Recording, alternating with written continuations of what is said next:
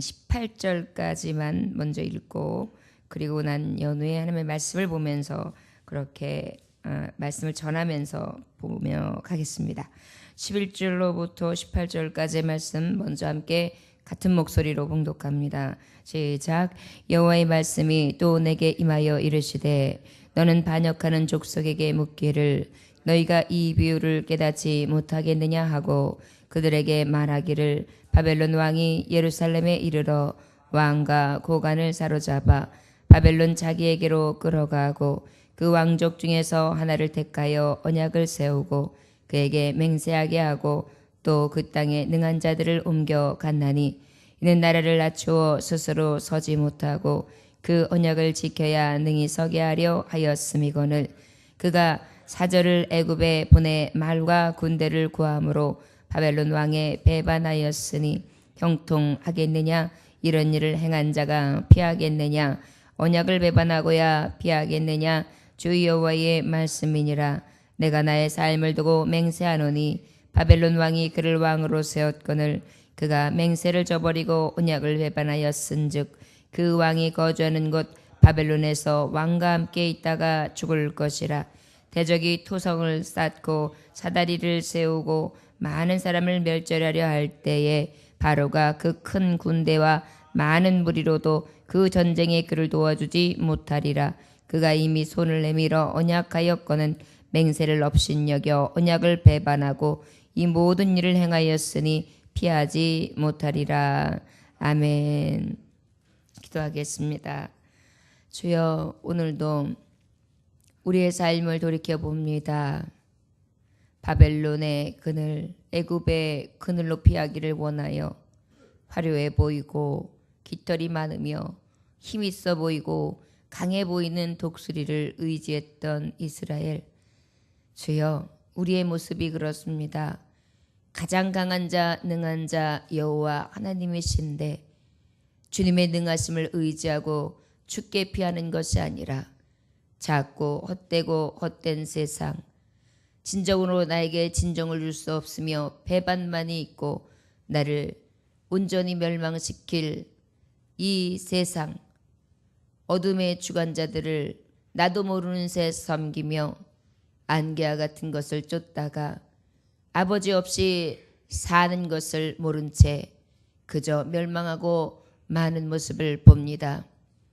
오늘도 주님 우리 안에 좌정하여 주시사 오직 하나님이 우리의 중심 되시고 우리를 이끄시고 우리를 인도하시며 또한 우리의 피할 곳은 오직 주 여호와 능하신 능력의 주 모든 만물에 뛰어나신 주인 되신 하나님 앞에 우리를 피하게 하여 주옵소서. 이 새벽에도 연약한 몸 주께 피하나이다. 이 새벽에도 할 수 없는 능이 없는 몸 주께 능한 주 안에 피합니다.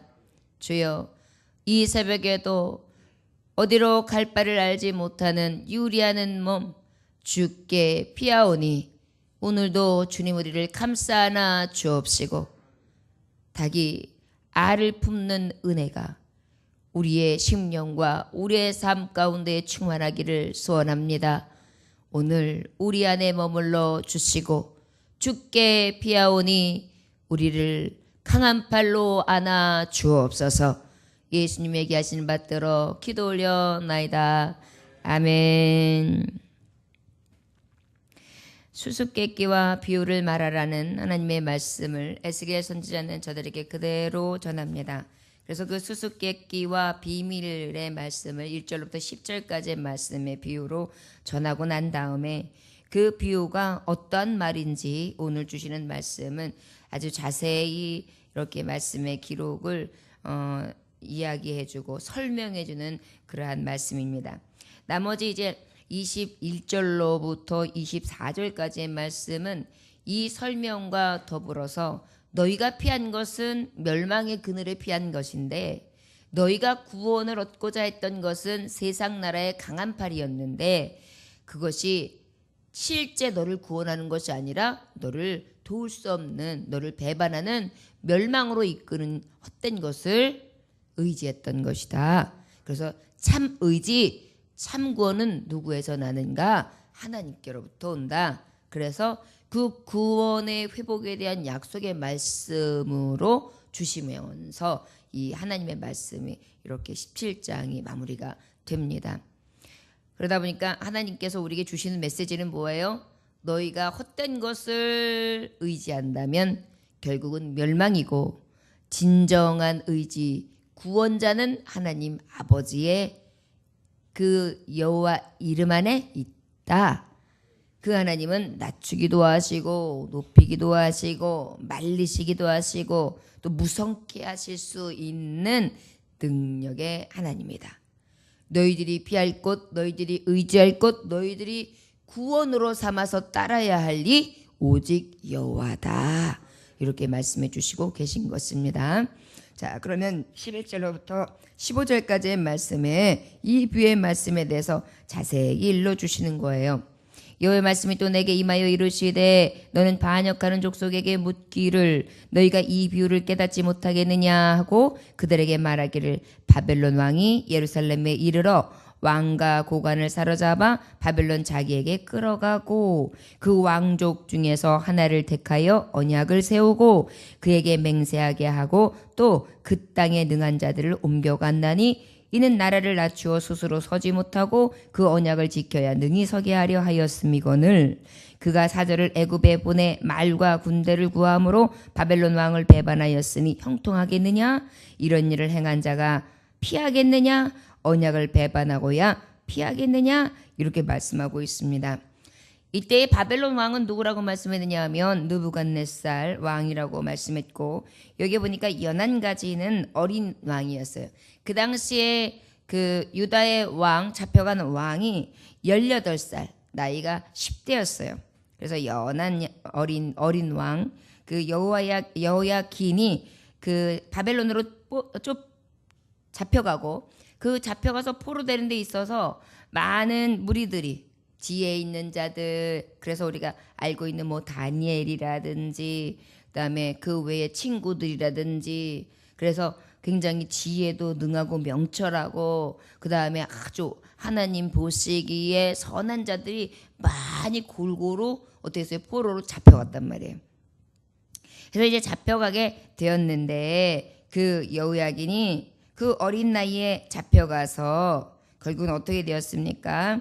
이제 그것으로 인하여 그가 하나님 앞에 온전히 세워져 그 바벨론 왕의 약속한 바를 이행을 해야 되는데 이 그 잡혀간 여호야긴이 어떻게 했어요? 실제 얼마 되지 않아서 그 연한순이 얼마 되지 않아서 시드기야 왕으로 싹 왕위가 옮긴 바 돼요. 그러다 보니까 잡혀가서 그가 유다의 대표하는 왕, 실제 유다의 왕으로 있었기 때문에 그대로 포로로 잡혀가지만 유다를 대표하는 왕은 다시 또 그 나라에서 뽑히게 되는데 그 자가 바로 연한순 같은 여호야긴을 대신해서 시드기야가 다시 유다의 대표하는 왕으로 바벨론의 포로 생활을 하게 돼요. 그런데 그때 다시 어떻게 되느냐 하면 이번에는 이 시드기야가 반란을 꾀하는 거예요. 바벨론에 의해서 있는데 결국은 애굽 바로 그쪽에다가 사자를 보내가지고 우리나라를 도와달라. 강한 군사들이 바벨론이 우리나라를 지금 정말 다 잡았는데 도와줘서 우리나라를 좀 자유케 해달라. 이렇게 이제 사자를 보내가지고 다른 나라에게 말하자면 무엇이에요? 화친, 조약을 맺고 도와달라고 한 거예요. 근데 그것이 어떻게 되었어요? 바벨론 왕 느부갓네살 왕에게 알려진 거예요. 그러다 보니까 하나님께서 말씀하시기에 그런데 더 중요한 것은 이 시드기야 왕은 그 당시에 어떻게 했느냐 하면 맹약을 뭘로 이름 맞았냐면 여호와의 이름을 놓고 맹약을 세웠다는 거예요. 하나님의 이름으로. 그래서 바벨에 충성하겠다. 그리고 당신들이 원하는 대로 그렇게 우리나라가 종속되겠다. 배반하지 않겠다. 이렇게 약속을 했어요. 그것도 누구의 이름으로? 하나님의 이름으로. 자, 바벨론에 의해서 망하게 된 원인이 무엇이죠? 선지자의 예견대로 하나님의 말씀대로 하나님 앞에 배반함으로 너희들이 나라를 빼앗길 것이다. 이 말씀은 이미 하나님의 말씀대로 언약이 이루어진 거예요. 그러면 저들이 해야 될 것은 뭐냐면 여호와의 이름으로 걸은 것에 대해서는 어떻게 해요? 하나님 앞에 그 약속을 어떻게 됐던 간 지키기 위해 애써야 하고, 하나님이 구원해 내시기까지는 어떻게 해요? 아버지 앞에 기도하면서 주님을 바라봤어야 돼요. 그런데 저들이 바라본 건 무엇이에요? 바벨론도 완전히 하나님 앞에 반하는 자들의 손에서 하나님이 저들을 대적으로 만들어서 저들을 치셨단 말이에요. 그런데도 저들이 깨닫지 못해요. 대적들의 손을 통하여 하나님의 백성이 치심을 받을 때는 하나님의 분노거든요. 근데 그것을 깨닫지 못하고 오히려 더한 애굽, 저들이 피했던, 저들의 조상으로부터 피했던 나라, 저들을 말할 수 없이 핍박했던 나라, 그 나라에게 손을 또 쭉 뻗는단 말이에요. 그러니까 하나님 보시기에는 네가 아직 정신을 못 차렸구나. 네가 이렇게 내가 사인을 보내줘도 알지 못하는구나. 그래서 하나님이 말씀하시는 게, 대적이 토성을 닦고 사다리를 세우고 많은 사람을 멸절하려 할 때에 바로가 그 큰 군대와 많은 무리로도 그 전쟁에 그를 도와주지 못하리라. 그가 이미 손을 내밀어 언약하였거늘 맹신을 업신여겨 언약을 배반하고 이 모든 일을 행하였으니 피하지 못하리라. 네가 하나님의 이름으로 했던 언약을 업신여긴 것처럼 저들도 또한 네가 한 것처럼 똑같이 배반하리라. 그래서 화친을 맺기 위해 벌써 맹약을 맺고 사자들을 보내서 도와달라고 했지만 저들은 어때요? 도와줄 것 같이 했으나 도와주지 않았다는 얘기예요. 그러니까 우리가 참 헛된 것을 의지할 때가 있어요. 하나님을 믿는다. 나 하나님밖에 없어요. 말로는 그렇게 했는데 꼭 기도하고 난 다음에 내가 찾아가는 것은 어때요? 강한 누군가를 찾아가요. 생각나는 누군가를 찾아가요. 그러면서 거기서 구걸해요. 그리고 결국은 또 저들에게 배신당해요. 그래놓고 하나님을 내가 의지하지 않고 내가 헛된 것을 의지한 것으로 다시 깨닫고, 하나님 주여, 내가 또 아버지만 바라본다고 해놓고 또 다른 길을 갔습니다. 용서해 주세요. 깨달으면 얼마나 좋아요? 깨닫지를 않아요. 그리고 이제 또 상처받았다고. 그리고 또 다른 것을 의지하면서 다른 것을 본다는, 이게 우리의 모습이에요. 그런 다음에 19절부터 21절까지 말씀이 뭐라고 하냐면, 그러므로 주 여호와의 말씀이니라. 내가 나의 삶을 두고 맹세하노니 그가 내 맹세를 업신여기고 내 언약을 배반하였은즉 내가 그 죄를 그 머리에 돌리되 그 위에 내 그물을 치며 내 올무에 걸리게 하여 끌고 바벨론으로 가서 나를 반역한 그 반역을 거기에서 심판할지며 그 모든 군대에서 도망한 자들을 다 칼에 엎드러질 것이요 그 남은 자는 사방으로 흩어지리니 나 여호와가 이것을 말한 줄을 너희가 알리라.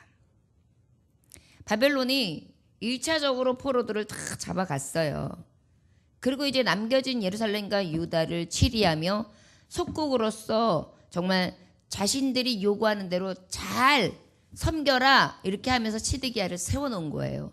그런데 시드기야는 또 역모를 꾀한 거예요. 그들의 입장에서는, 바벨론 입장에서는 역모를 꾀한 거죠.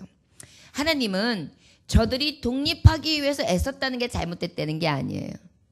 이들이 실제로 왜 멸망당하게 되는지 그 죄를 깨닫지 못하고 있다는 거예요. 그리고 진정으로 의지하고 정말 하나님 앞에 돌이켜서 가슴을 찢으며, 주여, 나의 멸망은 나의 죄였습니다. 나 때문에 내 죄였습니다. 나를 용서하여 주옵소서. 우리 백성들을 불쌍히 여기소서 하면서 어떻게 해야 돼요? 죄옷을 입으며 하나님 앞에 금식하고 아버지 앞에 때를 얻든지 못 얻든지 주님 앞에 온전히 의지함으로 나아가야 됐어요. 왕이건 그 밑에 있는 포로된 자들이든 아니면 남겨진 자들이든 모두가 한마음이 돼서 정말 능하신 하나님을 의지했어야 돼요. 그런데 어때요? 여러분, 우리가 몸이 아프다고 해봐요. 그러면 먼저 하나님 앞에 기도할 마음이 생깁니까? 병원에 가봐야 되겠구나. 아이고, 빨리 달려가 봐야지. 가서 주사라도 맞고 와야지. 아유, 이러다 죽겠는데? 이런 생각이 먼저 들죠. 병원 가는 게 잘못됐다는 게 아니에요. 하나님은 중심을 보시잖아요. 하나님, 정말 병을 주시는 이, 고치시는 이가 여호와 하나님이신데, 하나님, 나에게 병을 주실 때는 내가 무엇을 깨닫기를 원하십니까? 그리고 하나님 앞에 깊이 기도하는 거예요. 그리고 하나님, 연약한 나를 불쌍히 여기시고 병들어서도 연약하고 이리저리 늙어서도 연약한 나를 하나님 치료하실 수 있는 만회사가 되신 하나님, 나를 꽉 잡아주시고 이 시간 하나님이 나를 치료하시려거든 깨끗하게 치료하여 주옵소서. 그러나 하나님의 뜻이 아니라면 아버지 그것도 감사하기 원합니다. 그리고 아버지 앞에 그러나 주님이 주신 건강을 가지고 주님이 나를 부르시기 전까지는 찬송하며 예배하는 자로 성전을 떠나지 않기 원하오니 주여, 제가 구하는 이 기도가 합당하다면 나를 강건케 하시사 이 성전을 떠나지 아니하도록 주님 나를 치료하여 주옵소서. 이렇게 간구하면 뭐예요? 하나님을 먼저 의지한 거예요. 그런데 벌써 마음이 병원에 가봐야 돼. 나 죽을지도 몰라. 확 가가지고 정말 거기에서 다 그냥 뭔가 줄 줄 알고 혜택을 해줄 줄 알고 나를 다 어떻게 할 줄 알아요. 그런데 가만히 생각해보면 여러분, 생명은 하나님의 손에 있거든요. 낫고 또한 그것을 통하여 병을 주신 이도 어떻게 보면 하나님이세요. 치료하신 이도 하나님이세요. 어찌 보면 왜 하나님이 병을 주시는가? 원수 마귀를 통하여 일하시기도 하십니다. 또 마귀가 틈타는 것 또한 하나님이 허락하시지 아니하면 할 수가 없어요.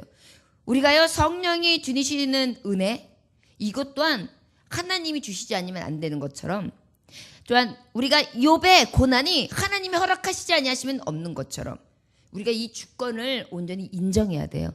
거기서부터 비롯할 때 진정한 믿음이 생겨나요.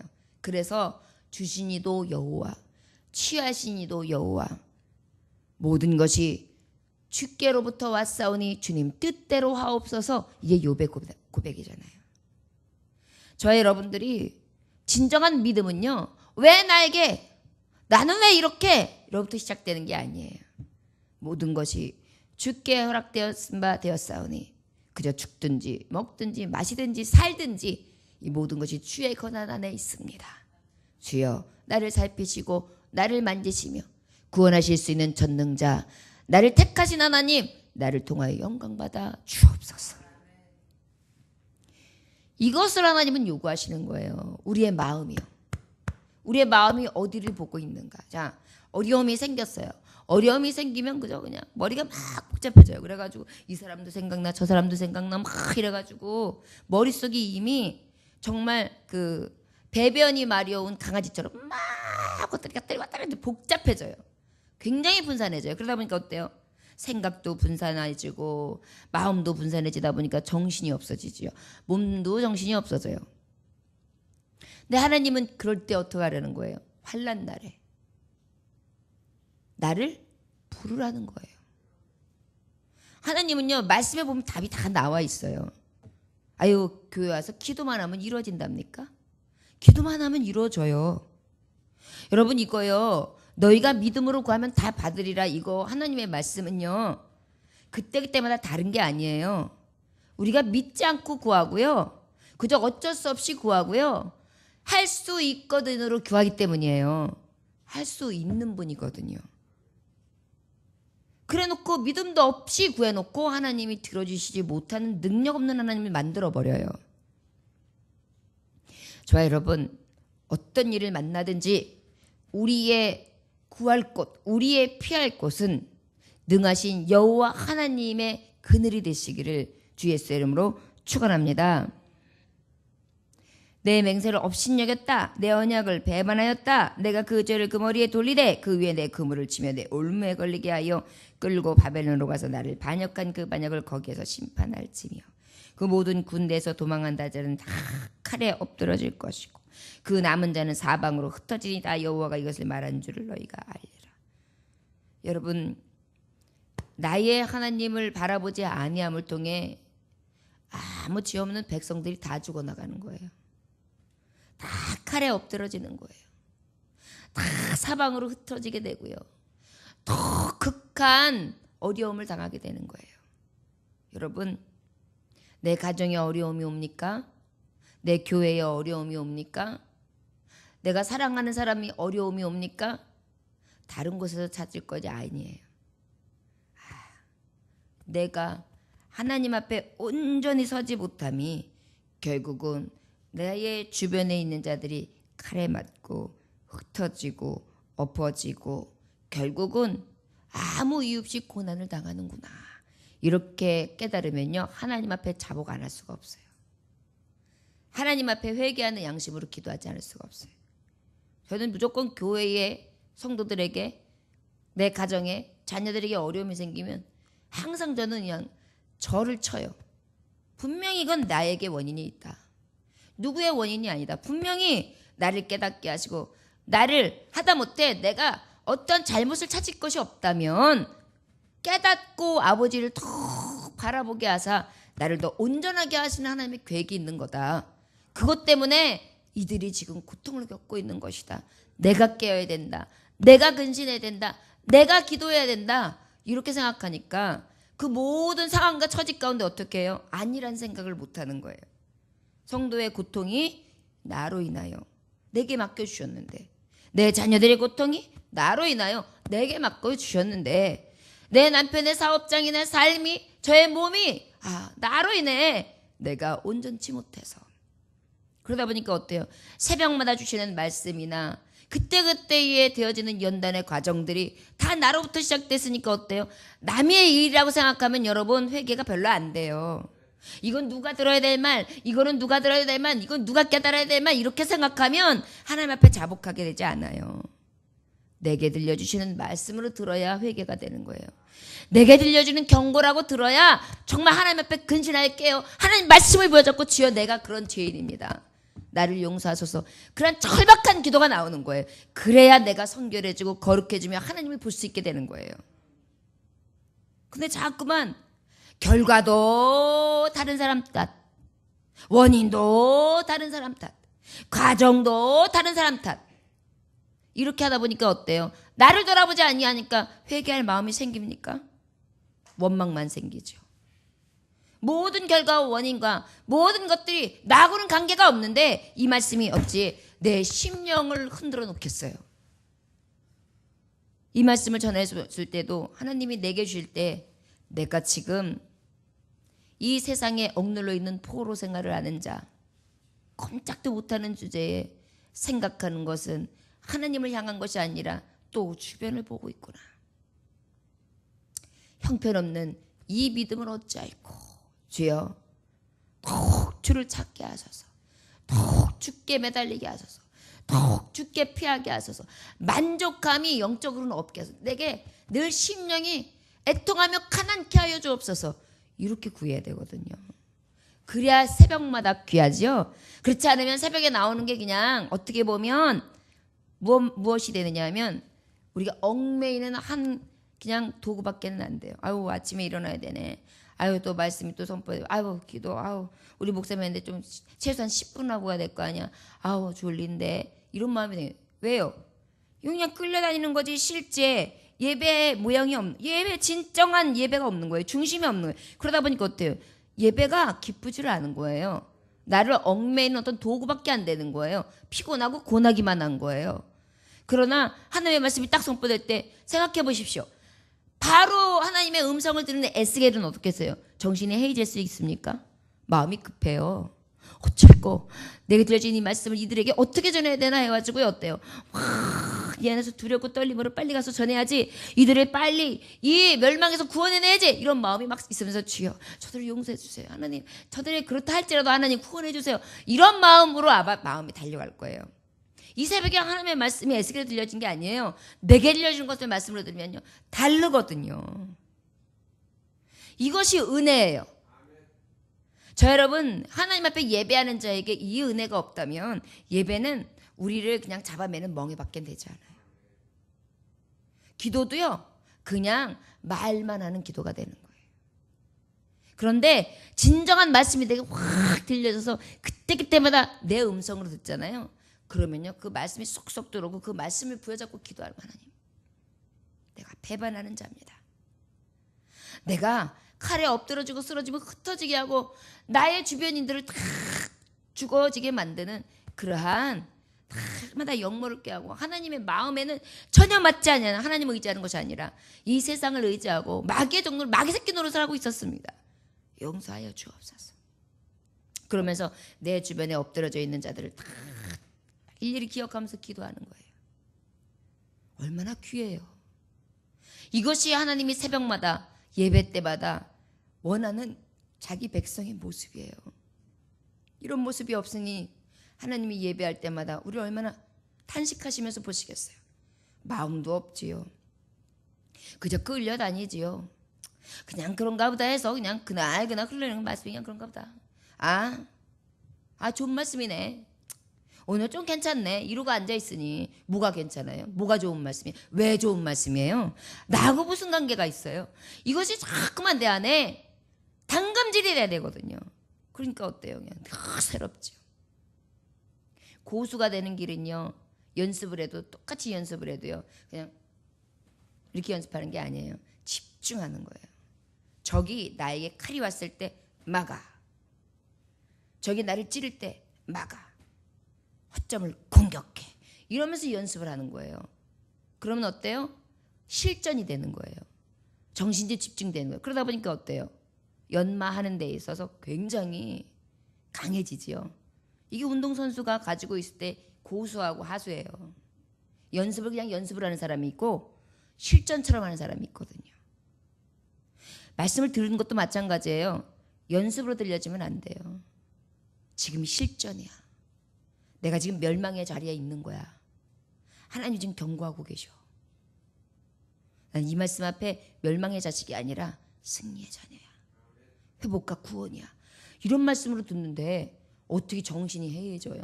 어떻게 졸아요? 못해요. 이것이 우리에게 늘 있어지길 원합니다.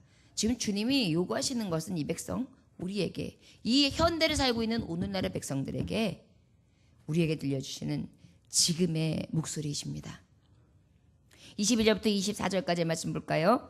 주 여호와께서 이같이 말씀하시되 내가 백향목 꼭대기에서 높은 가지를 꺾어다가 심으리라. 내가 그 높은 세 가지 끝에서 연한 가지를 꺾어 높고 우뚝 솟은 산에 심되 이스라엘 높은 산에 심으리니 그 가지가 무성하고 열매를 맺어서 아름다운 백향목이 될 것이요 각종 새가 그 아래에 깃들이며 그 가지 그늘에 살리라. 들의 모든 나무가 나 여호와는 높은 나무를 낮추고 낮은 나무를 높이며 푸른 나무를 말리고 마른 나무를 무성케 하는 줄 알리라. 나 여호와는 말하고 이루느니라 하라.